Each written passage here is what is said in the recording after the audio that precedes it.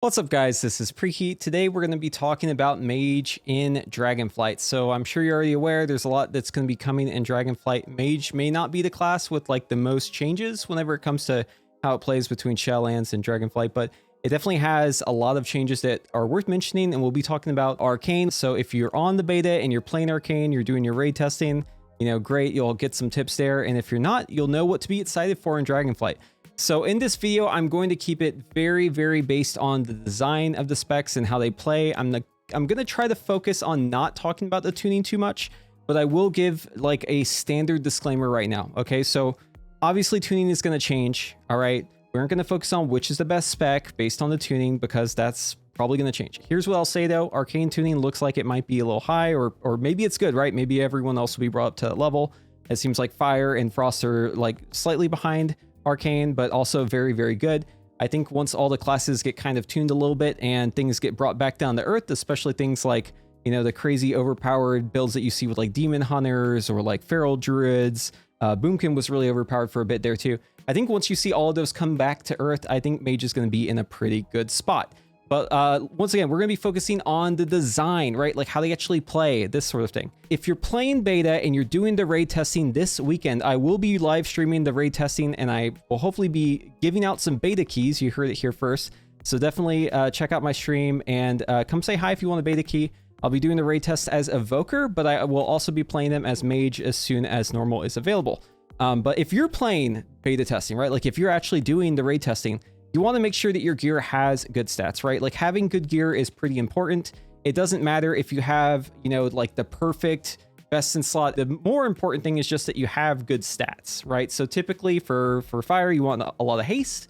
Typically for Arcane, you're going to want like crit and haste. And it seems like just enough mastery as long as you don't go out of mana, which seems like it doesn't really take much these days, especially with Arcane Surge the way it is now.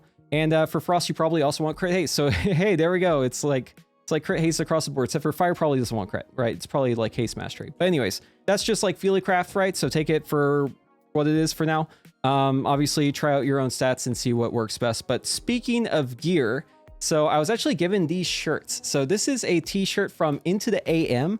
It is a poly cotton blend, very, very soft t-shirt. They gave me like a package of these. I've never really been a big t-shirt guy. Like if you watch my videos, you probably are aware of this because I pretty much always wear button-up shirts, right? Or like Hawaiian t-shirts. But I will say though, like I do think that the t-shirts actually make me look good. And I will say this, like I don't normally wear t-shirts because I think that I just look bad in t-shirts. But I mean, y'all be the judge, right? Like if you think this t-shirt looks good and you're interested in maybe getting your own, they have a package. It's like 3 of them for $49.95. And if you use my discount code, that's going to be intotheam.com/preheat, link in the description below if you want to click that. You do get 10% off your order at checkout. So if you want to check out these shirts, they don't just have basic tees. They've also got graphic tees. They've got the all-around print. You'll see some of those in my previous videos. I've been wearing these shirts for a couple weeks now, kind of leading up to this to kind of tease it maybe a little bit. But yeah, if you want to support the stream and if you want to just be comfy and look good like I do right now in this t-shirt, then definitely go check them out. So click the link in the description below if you want to get your own nice Into the AM t-shirts. All right, and we're back. And if you haven't noticed, I'm sitting down and it's nighttime. And the reason why this time shift has happened is because I was actually in the middle of editing my video and Blizzard came out with updates for the beta that are specifically Arcane updates. And these are fantastic updates. It doesn't really have much in the way of like changing how you play or how much damage you're going to deal. It's really just quality of life stuff because you no longer have to pick up impetus to get to the good stuff, and you actually have one talent free above the capstone gate to kind of choose whatever you want. And I've actually chosen Slipstream here in this example, but obviously you could put it wherever else you want. It isn't really going to be that big of a gain if you put it somewhere else. So, you could put it into Foresight instead. You could go grab, Chrono Shift instead. But, ultimately, I think the best choice is just going to be to put it straight there into Slipstream because Slipstream is just a fantastic talent. So this is what I'm going to be doing. And yeah, I don't think there's really anything else here that's going to affect how you play with this build I'm about to show off. Everything else is the same. The main thing is just that you now have more movement because you have Slipstream. So yay, we love that. Anyways, let's go back to the main video now. Okay, so moving on, I want to start off by talking about Arcane Mage because Arcane Mage is probably the spec that I'm having the most fun with currently on the beta.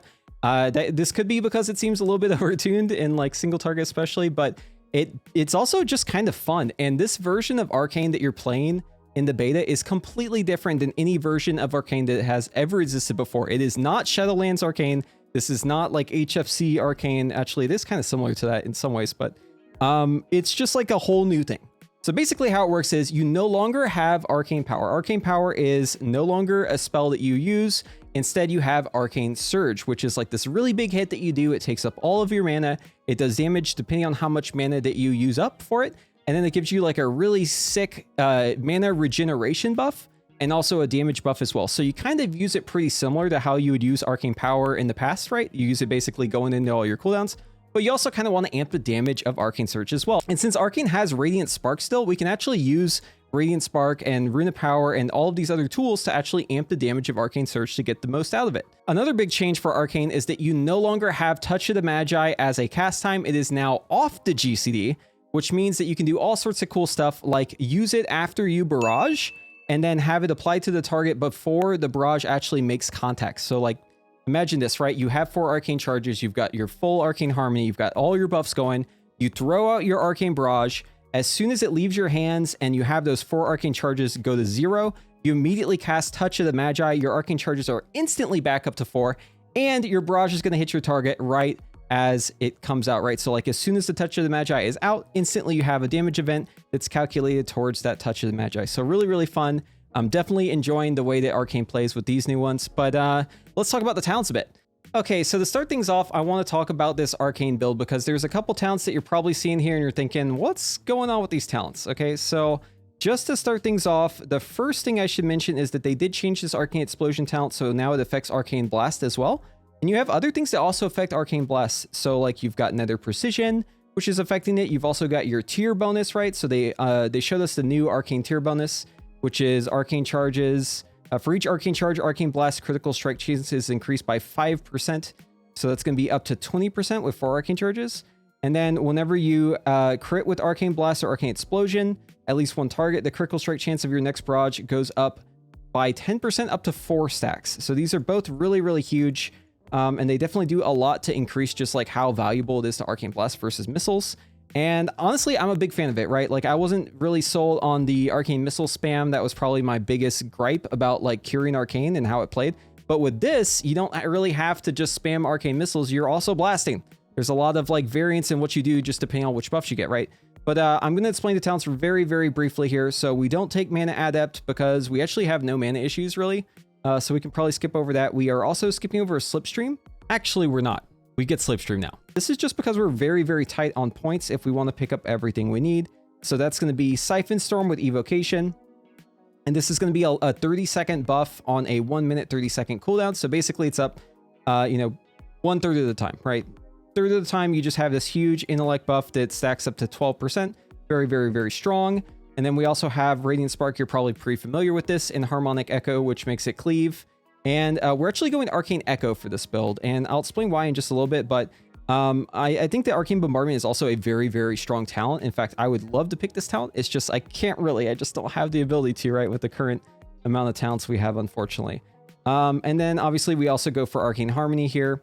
But the reason why we are picking up Nether Tempest is because Nether Tempest damage actually contributes towards Touch of the Magi. And if you didn't notice, Touch of the Magi is no longer a cast time. It's instant cast. You can just use it as long as you, aren't currently casting a spell. Basically, you can use this. And yeah, so Nether Tempest is basically used right before we use Touch of the Magi in order to get the most out of Arcane Echo. That's kind of the idea with this. So when it comes to playing this build, the biggest thing about it that you need to wrap your mind around is just the fact that Touch of the Magi no longer has a GCD, okay? Just get this in your head. You can use Touch of the Magi after your cast if it has a travel time, and it will benefit in the Touch of the Magi once it makes impact, okay? So we want to make use of this as best we can. All right, so when it comes to the opener for Arcane, it basically goes like this. So right before the pull, you're going to use Evocation, and you want to make sure that you have the full channel right, and you're using this at full mana too, because you want to get that Siphon Storm buff. That's the whole reason why we're using Evocation here. And then as soon as the pull begins, we're going to use Arcane Orb twice because we will have 2 Arcane Orbs based off of our talents. And we're going to be using Arcane Missiles until we get to 20 stacks of Arcane Harmony. And as soon as we have 20 stacks of Arcane Harmony, we are all systems go. We're going to use Rune of Power, Radiant Spark. We're going to Arcane Blast 3 times into an Arcane Surge, right? This is your new talent that basically is Arcane Power.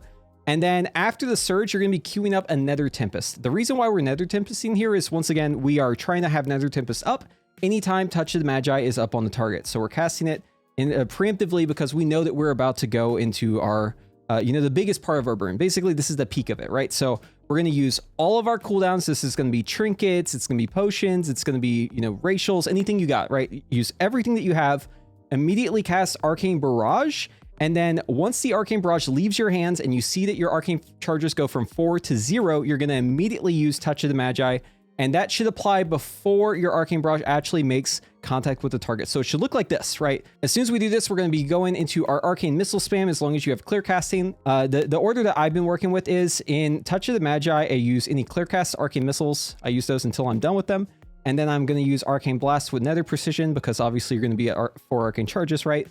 And if you don't have any of those, then of course you can cast Arcane Blast or you can use missiles. Usually you have like something else though. Typically you should be going into your cooldowns with enough Arcane Missiles clear casts that you won't really have to worry about this. Plus we have that talent concentration as well, which means we don't always use up our clear casts, right? If we have that buff available. So yeah, you should be able to basically rip as many clear casts as you have the time for. And then as soon as you're done with those, finish off with a couple Arcane Blasts, use up any extra Arcane missiles that you get with clear casting, and then right before the Touch of the Magi ends, so long as there's time with the travel time of Arcane Barrage to hit the target, you want to make sure that you cap it off with an Arcane Barrage.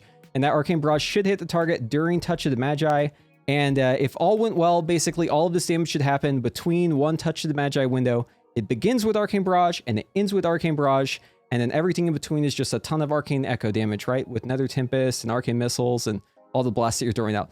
All right, so as soon as Touch of the Magi ends, you're going to want to finish off with Arcane Orb and then immediately cast Shifting Power. Shifting Power is going to be our cooldown reduction, and it does take us from being a 45-second mage to something more like a 30-second mage, right? So this is a really, really nice bonus for Arcane to be able to spec into Shifting Power and not really have to worry about it too much.